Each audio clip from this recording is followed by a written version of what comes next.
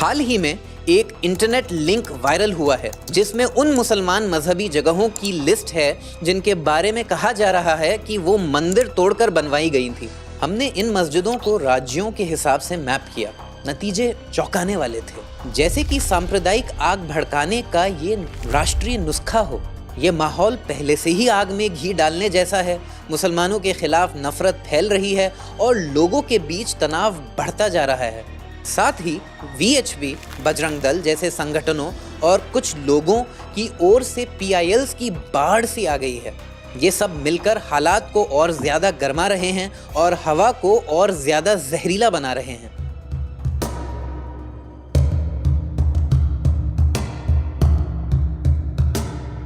जैसे कि इतिहासकार पहले ही ये साबित कर चुके हैं कि ये दावे सच्चाई पर आधारित नहीं हैं। इतिहास बताता है कि कई मामलों में बौद्ध धार्मिक स्थलों को तोड़कर हिंदू मंदिर बनाए गए थे। स्वामी दयानंद सरस्वती द्वारा लिखी गई सत्यार्थ प्रकाश में सरस्वती जी इसके बारे में उल्लेख करते हैं कि प्राचीन भारत में कैसे बहुत सारे बुद्ध मूर्तियों को और बुद्ध स्तूपों को इस प्रकार से तोड़ा गया। शायद इसी वजह से RSS प्रमुख मोहन भागवत ने हाल ही में हिंदुओं से ये आग्रह किया था। ठीक है, प्रतीकात्मक कुछ हमारी विशेष श्रद्धा थी, ऐसे स्थानों के बारे में हमने कहा, लेकिन रोज एक मामला निकालना नया, ये भी नहीं करना चाहिए। हमको झगड़ा क्यों बढ़ाना है? ज्ञानवापी के बारे में हमारी कुछ श्रद्धाएं हैं, परंपरा से चलती आई, हम कर रहे, ठीक है, परंतु हर मस्जिद में शिवलिंग क्यों देखना? That if a decision is taken that इससे ज़्यादा हम challenge नहीं करेंगे, that curtails the rights of the community and nobody can speak on behalf of everyone, because you see some of these temples could be कुल देवतास and कुल Devi's of a particular community। आप होते कौन है उनका मुंह बंद करने वाले? How can you ask them to say नहीं आप चुप बैठ जाओ, ये 3 मिल गए ना, आप चुप बैठ जाओ। ये समझना जरूरी है कि हिंदू राइट विंग लंबे समय से कल्चरल हेरिटेज को इस तरह पेश करता आया है जिससे हिंदुस्तान को हिंदू सेंट्रिक देश दिखाया जा सके।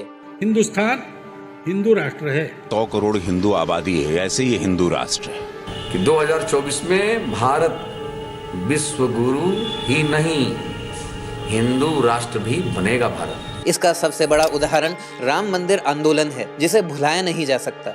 अब उनका ध्यान ज्ञानवापी मस्जिद, शाही ईदगाह, संभल जामा मस्जिद, अजमेर दरगाह और दिल्ली जामा मस्जिद जैसे स्थलों पर है। इन जगहों को लेकर चर्चा तेज हो रही है और खास तौर पर एक खास कानून प्लेसेस ऑफ वर्शिप एक्ट 1991 के इर्द गिर्द भी। अब सवाल ये उठता है कि ये कानून आखिर क्या है और इसके हटने से देश के सांप्रदायिक माहौल पर क्या असर पड़ सकता है। चलिए आगाज करते हैं और प्लेसेस ऑफ वर्शिप एक्ट का तारीखी पसे मंजर समझते हैं।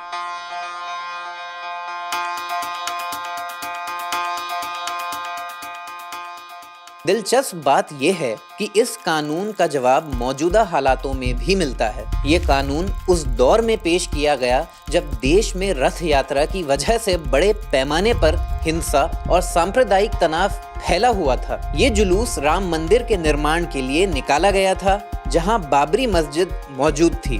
क्योंकि ये जो रथ है, लोक रथ है, जनता का रथ है, जो सोमनाथ से चला है और जिसने मन में संकल्प किया हुआ है कि 30 अक्टूबर को वहां पर पहुंच करके कार सेवा करेंगे और मंदिर वहीं बनाएंगे, उसको कौन रोकेगा? उस वक्त के प्रधानमंत्री PV नरसिम्हा राव की सरकार पर दबाव था कि वो इस पुराने विवाद का हल निकालें। लिहाजा कम्युनल हार्मनी को बढ़ावा देने, संविधान के सेक्युलर उसूलों की हिफाजत करने और अशांति को रोकने के लिए 1991 में प्लेसेस ऑफ वर्शिप एक्ट को उस वक्त के होम मिनिस्टर SB छवन ने लोकसभा में पेश किया। हैरानी की बात है कि इस कानून के लागू होने के 1 साल बाद ही बाबरी मस्जिद को शहीद कर दिया गया।